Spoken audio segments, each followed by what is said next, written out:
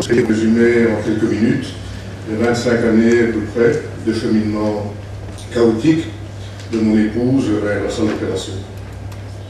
Ça a commencé par des petits problèmes pulmonaires. Il faut savoir qu'à l'époque, elle fumait 50 cigarettes par jour, moi aussi. Donc on était l'un comme l'autre des contaminés, des adeptes du tabac assez profonds. Les choses se sont un petit peu envenimées, elle a dû faire un petit séjour en clinique à Libramont. De là, elle est ressortie assez bien, donc la vie a repris son cours. La cigarette aussi. Et puis, bon, petit à petit, l'emphysème a commencé à s'installer plus profondément. Un séjour à Saint-Luc, en période de pré-examen de Noël pour les enfants. Donc il fallait goupiller la vie entre le ménage, s'occuper des enfants et les déplacements à Saint-Luc. Elle est ressortie de là, je veux dire, en assez bonne forme. Donc la vie a repris son cours. Ça va aussi. Et oui. Mais les choses se sont progressivement envenimées, et petit à petit, bon, ça a été des visites ici à Montpellier. Le professeur Delaunoy a d'abord envisagé de pratiquer une réduction pulmonaire. On a fait les tests et puis on a dit, donc de bol, là, il y a une mycobactérie qui nous embête beaucoup, et tant qu'elle est là, on ne peut rien faire. On a mis 2 ans à soigner cette mycobactérie. L'emphysème avançait toujours. Le tabac, lui, heureusement reculait. Et puis après 2 ans, bon, ça y était, la mycobactérie était partie, enfin, on sait. Donc on a dit, c'est le moment. Ah oui. Par chance, là, le cœur était un petit peu trop faible pour supporter l'opération. Donc on a dit, ben, il y a quelque chose à faire, c'est taper le cœur. Donc on a passé un peu plus de 2 ans à soigner le cœur et à le remettre en état. L'emphysème avançait, le tabac n'était plus là. Elle était partie de 45 kg à peu près, elle en faisait encore 35. Moi j'en faisais 105, donc j'avais un peu l'impression quand je parlais de mon moitié de m'adresser à un tiers. Et puis la vie essayait de prendre son cours, mais on sentait bien qu'elle faisait de plus en plus semblant. L'emphysème avançait toujours. Et puis, on est arrivé à un moment donné où on a dit, madame, non, il faut qu'on fasse une transplantation, on ne peut plus faire une opération chez vous dans l'air. Donc il faut une greffe. Elle dit non. Bon. Les difficultés sont accumulées. On voyait le déclin progressivement. Moi, je le sentais très fort et mon médecin me demandait si je le voyais, si j'allais bien sûr. Dans un premier temps, de temps en temps, quand je rentrais du boulot, il me disait tu ne veux pas faire un souper. Mais progressivement, quand je rentrais du boulot, de temps en temps, il faisait un souper.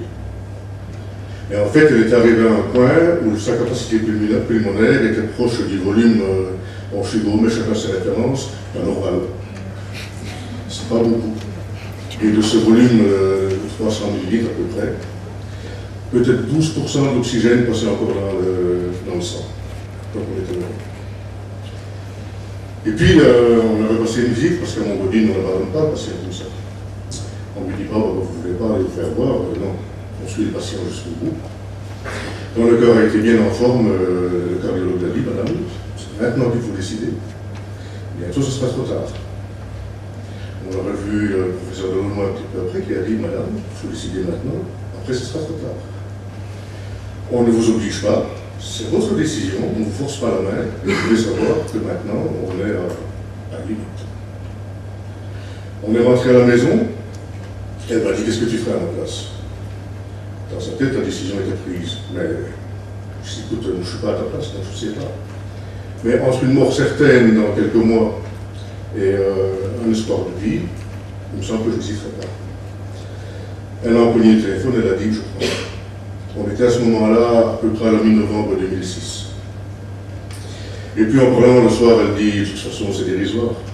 Maintenant, j'ai dit oui, mais on sait bien que pour avoir 2 poumons, parce qu'il en fallait 2, à cause de cette mycobactérie, on ne savait pas si elle était encore dormante dans un poumon ou dans l'autre. Donc il fallait les 2. Il faut entre 12 et 15 mois, donc d'ici là. Le 1er janvier matin, je me lève. Je ne fais pas attention au téléphone. Je n'allume pas mon GSM, contrairement à tous les autres jours. Il était 9h30. Je prends mon petit déjeuner, je fais mes occupations. À 10h30, elle se lève. Elle dit, puisque c'est là, je vais prendre ma douche. Et je passe devant le téléphone fixe et je vois une petite lumière qui clignote. Moi, j'ai encore un petit peu de mal à manipuler ces engins-là. Je lui apporte le téléphone et je dis, regarde un peu le numéro. Un certain Bulpa de Dave. Donc là, pour moi, c'est l'asile. Quand je travaille dans le bouquin, puis c'est encore un cinquième équipe un bouquin, il a compris un mercredi que ça va rentrer au boulot. Et puis j'allume mon GSM. Un message, 2 messages. Ici, le docteur Bulpa, de Montgodine. La main va aller comme ça.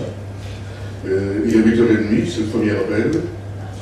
On passe, le deuxième appel. Bon, il est 9h20 maintenant, il vous reste 10 minutes pour nous appeler.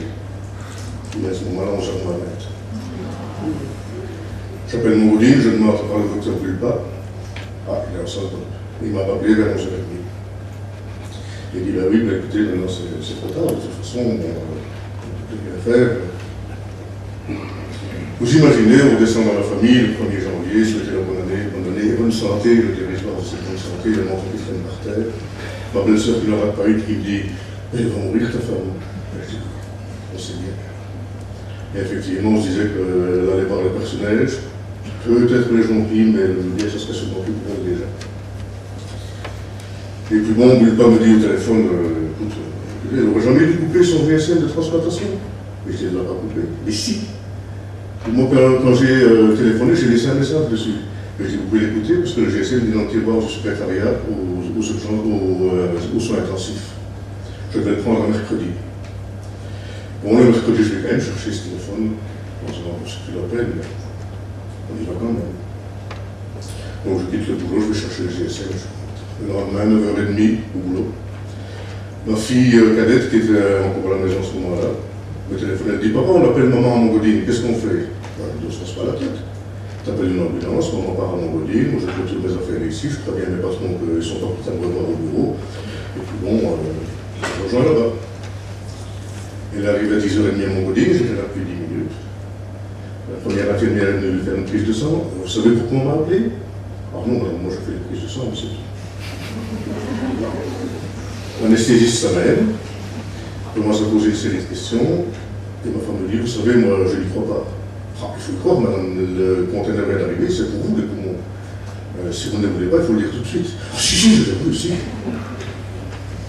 Et puis de 11h moins le quart à peu près jusqu'à 1h30, quand elle est entrée en salle d'eau, on a rigolé comme des andouilles.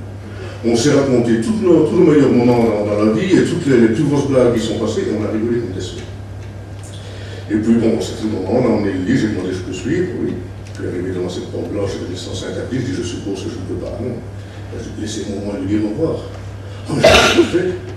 Et puis bon, c'était un au revoir très rapide. Et puis je me suis retrouvé à un moment donné, je ne sais pas comment, dans le hall. J'avais l'impression de me trouver face à un énorme soleil qui avait l'air de vouloir se lever. Et bien malin à ce moment-là qui aurait pu dire s'il allait vraiment se lever et illuminer le monde, à mon nouveau, ou bien s'il allait plonger et effectivement plonger ma famille dans la nuit la plus noire. Bon, on sait que ça s'est bien passé. Et je peux vous dire aussi qu'à ce moment-là, on est très loin, et très très loin de se poser la question de savoir si nos organes nous appartiennent et si ceux qu'on va transplanter à ma femme lui appartiendront un jour. Je vous remercie.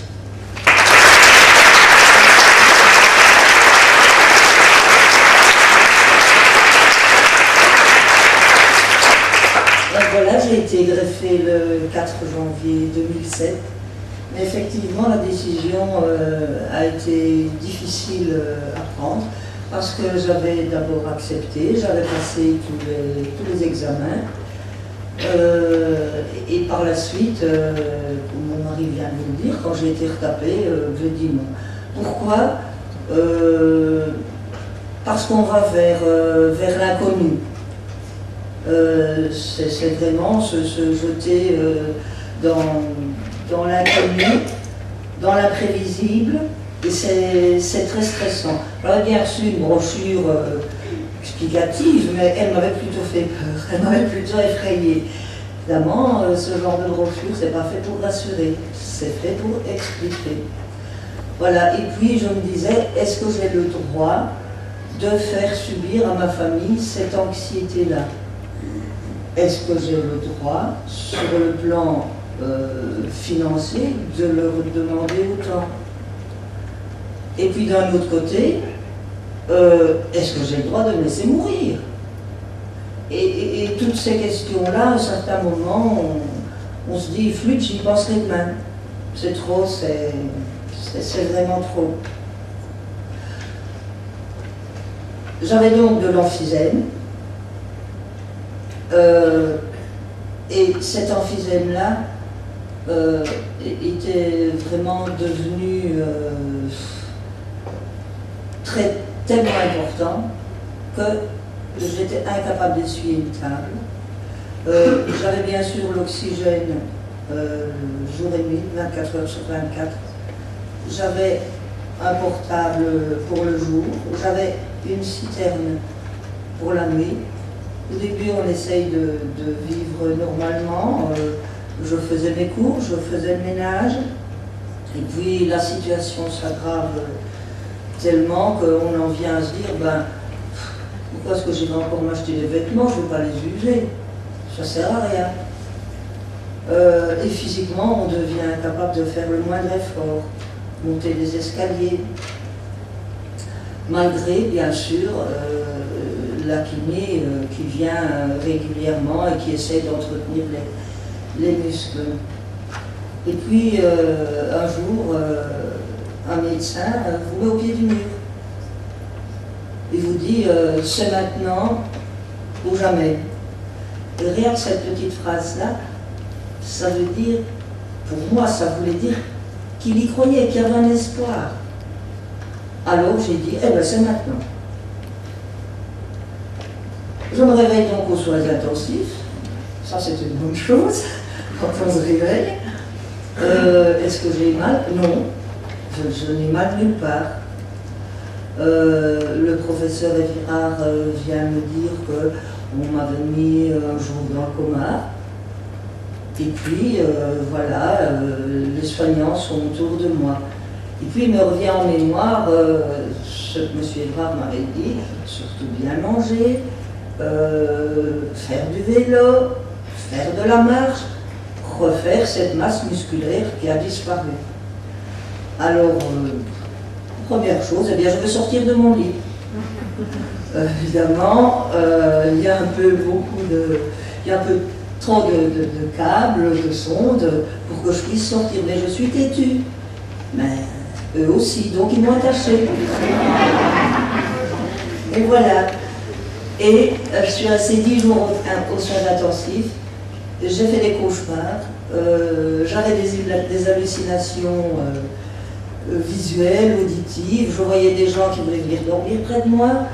Je voyais un petit garçon qui était venu déposer un livre, un gros livre, un beau gros livre rouge sur une table, et je dis à mon mari quand il vient, tu vois, il y a un petit garçon qui a apporté un bouquin là. Enfin, je dis, sois intensif, un petit garçon qui amène un bouquin, non, hein, c'est pas possible. D'accord, oui, d'accord. Oh, passe-moi le bouquin quand même, hein. Parce que vous voyez, au point où j'en étais, à me fâcher avec les soignants, à les maltraiter, à être agressive. Aux soins intensifs, il y a aussi les examens médicaux. Comme on m'avait dit de manger ça, je vidais mon assiette, il n'y avait pas de problème, j'avais pas de petite cuillère, je mangeais le yaourt à la grande cuillère, ou je mangeais la petite crème, c'était pas le yaourt, la petite crème à la grande cuillère. Enfin bref, là, je mangeais. Il me reste un bon souvenir, malgré tout, des soins intensifs, c'est la kiné qui venait nous faire respirer et bien se développer les poumons. Malheureusement, l'appareil, il s'appelle, je crois, le percuteur, lui donnait un effet de marteau-piqueur assez désagréable. Enfin voilà, un jour, monsieur le professeur Evrard vient me dire on essaye de vous trouver une petite chambre, on va vous trouver une petite chambre. Je n'attendais plus que ce moment-là, la petite chambre. Et la petite chambre est arrivée et les hallucinations ont disparu.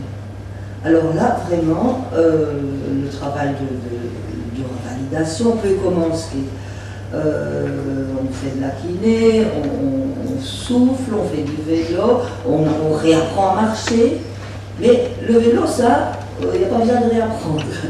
On réapprend à monter les escaliers.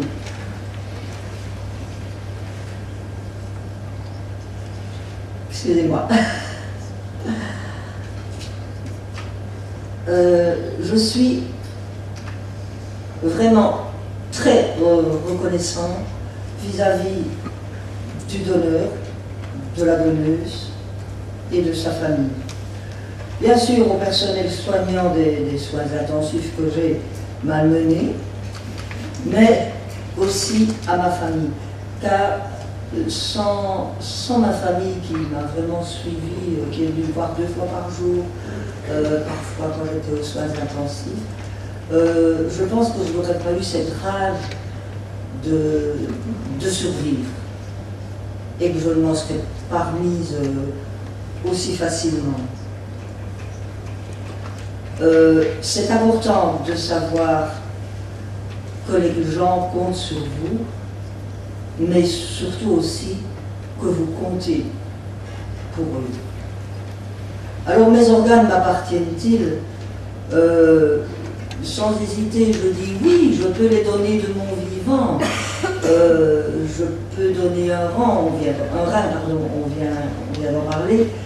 Je peux décider d'être donneuse d'organes, mais dès qu'il y a décès, j'estime que mes organes ne m'appartiennent plus, qu'ils appartiennent à ceux qui vont les recevoir. Et plus il y aura de receveurs, évidemment, mieux ce sera. Voilà, j'en ai terminé. Merci.